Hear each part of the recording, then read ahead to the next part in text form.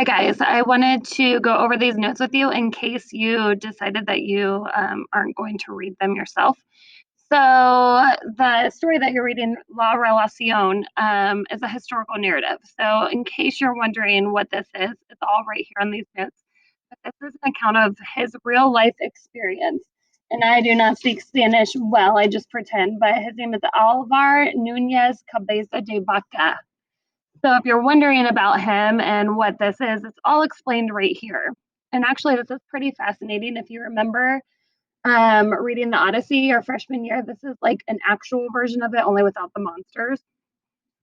So this guy was a Spanish conquistador, and he was on this journey from Spain to the New World, and he did not lead the journey. But if you read through these notes, I'm not going to read it to you, but you'll see he started out with 600 men. There were 5 ships, and right away, 200 of the men were killed in a hurricane, and then the rest of them landed. They were marching across, they didn't know where they were for months and months. They ate horses and used the horses to create barges. Only 80 people survived as they tried to get from Florida to Texas. And then ultimately, when the journey was over, only Cabeza de Vaca and 3 other men survived in total. So what's interesting about this is this guy ended up living with Native American groups for 6 years. And at first he started out as their captive or prisoner, and then he became a trader for them, and then eventually a healer because he had ways to help heal. He had more modern medicine examples. But after 6 years, they left the Native American tribe, and then that's where they found their destination. And he wrote this La Relacion, which is what you're reading.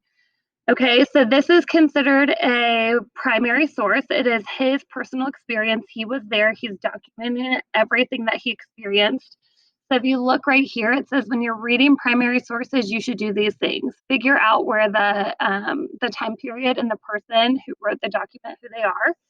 You should try to understand the perspective why they wrote this piece. And then lastly, pay attention to the sensory details because that will show you who the people are, the places, the culture, and the events that took place during this time.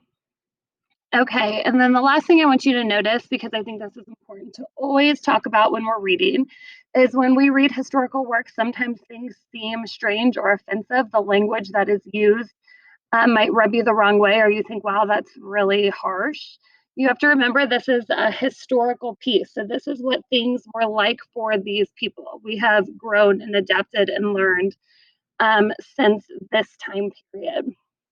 Okay, so for example, I'm going to read you this one sentence. It says, "It was amazing to see these wild, untaught savages howling like brutes in compassion for us." Okay, so that's pretty harsh to say that people are savages and howling. It gives them like a dog-like image. Excuse me, a wild image, but we know better now, right? So just because that is what is in the story doesn't mean that that's what's appropriate for us now. However, it is important to see how the culture was shaped at this time period. Okay, so that is the information you need to know to understand what you're about to read.